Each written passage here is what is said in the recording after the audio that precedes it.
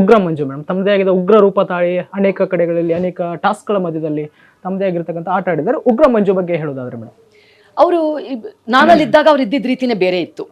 So ನಾನು ಅಲ್ಲಿಂದ ಬಂದ ನಂತರ ಒಂದು 3-4 ವಾರ ಅದೇ ಒಂದು ಹೈ ಎನರ್ಜಿ ಸ್ಪಿರಿಟ್ ಅಲ್ಲಿ ಇದ್ರು. ಈಗ ಮನೆ ಒಳಗಡೆ ಇರುವಂತಹ ಸ್ಪರ್ಧಿಗಳೇ ಹೇಳೋ ರೀತಿಯಲ್ಲಿ, ಮತ್ತೆ ಸುದೀಪ್ ಸರ್ ಅವರೇ ಪ್ರತಿ ವಾರ ಕಿಚ್ಚನ ಪಂಚಾಯಿತಿಯಲ್ಲಿ ಹೇಳೋ ಮಾತಿನ ಆಧಾರದ ಮೇಲೆ ಉಗ್ರ ಮಂಜೂರು ತುಂಬಾ ಡ್ರಾಪ್ ಆಗ್ಬಿಟ್ಟಿದ್ದಾರೆ. ಯಾಕಂದ್ರೆ ಪಾಪ ಸುದೀಪ್ ಸರ್ ಅವರು ಪ್ರತಿ ವಾರ ಹೇಳಿದ್ರು, ಎಚ್ಚೆತ್ಕೋ ಎಚ್ಚೆತ್ಕೋ ಎಚ್ಚೆತ್ಕೋ, ಸಮಯ ಮೀರ್ತಾ ಇದೆ, ಎಚ್ಚೆತ್ಕೋ ಅಂತ ಪಾಪ ಹೇಳ್ತಾನೆ ಇದ್ರು. ಹಾಗೆಯೇ ಮೊನ್ನೆ ತ್ರಿವಿಕ್ರಮ್ ಆಗ್ಬೋದು, ಮತ್ತಷ್ಟು ಎಲ್ಲ ಕಂಟೆಸ್ಟೆಂಟ್ಗಳು ಹೇಳಿದ್ದು, ನಾವು ಮೊದಲನೇ 3-4 ವಾರ ನೋಡಿದಂತಹ ಮಂಜಣ್ಣ ಅವ್ರನ್ನ ಇವಾಗ ನಾವು ನೋಡ್ತಾ ಇಲ್ಲ, ಎಲ್ಲೋ ಅವ್ರನ್ನ ಅವರು ಕಳ್ಕೊಂಡ್ಬಿಟ್ಟಿದ್ದಾರೆ, ಕಳೆದು ಹೋಗ್ಬಿಟ್ಟಿದ್ದಾರೆ, ಕುಗ್ಗಿ ಬಿಟ್ಟಿದ್ದಾರೆ ಅಂತ ಎಲ್ಲರೂ ಹೇಳ್ತಾ ಇದ್ದಾರೆ. ಅದನ್ನ ಪರದೆ ಮೇಲೆ ನಾವು ಕೂಡ ಅದನ್ನ ನೋಡಿದೀವಿ.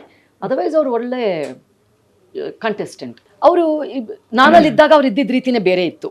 ಸೊ ನಾನು ಅಲ್ಲಿಂದ ಬಂದ ನಂತರ ಒಂದು 3-4 ವಾರ ಅದೇ ಒಂದು ಹೈ ಎನರ್ಜಿ ಸ್ಪಿರಿಟ್ ಅಲ್ಲಿ ಇದ್ರು.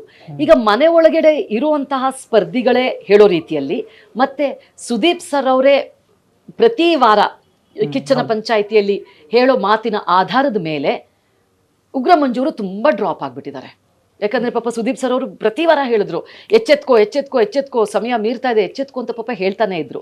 ಹಾಗೆಯೇ ಮೊನ್ನೆ ತ್ರಿವಿಕ್ರಮ್ ಆಗ್ಬೋದು, ಮತ್ತಷ್ಟು ಎಲ್ಲ ಕಂಟೆಸ್ಟೆಂಟ್ಗಳು ಹೇಳಿದ್ದು, ನಾವು ಮೊದಲನೇ 3-4 ವಾರ ನೋಡಿದಂತಹ ಮಂಜಣ್ಣ ಅವ್ರನ್ನ ಇವಾಗ ನಾವು ನೋಡ್ತಾ ಇಲ್ಲ, ಎಲ್ಲೋ ಅವ್ರನ್ನ ಅವರು ಕಳ್ಕೊಂಡ್ಬಿಟ್ಟಿದ್ದಾರೆ, ಕಳೆದು ಹೋಗ್ಬಿಟ್ಟಿದ್ದಾರೆ, ಕುಗ್ಗಿ ಬಿಟ್ಟಿದ್ದಾರೆ ಅಂತ ಎಲ್ಲರೂ ಹೇಳ್ತಾ ಇದ್ದಾರೆ. ಅದನ್ನ ಪರದೆ ಮೇಲೆ ನಾವು ಕೂಡ ಅದನ್ನ ನೋಡಿದೀವಿ.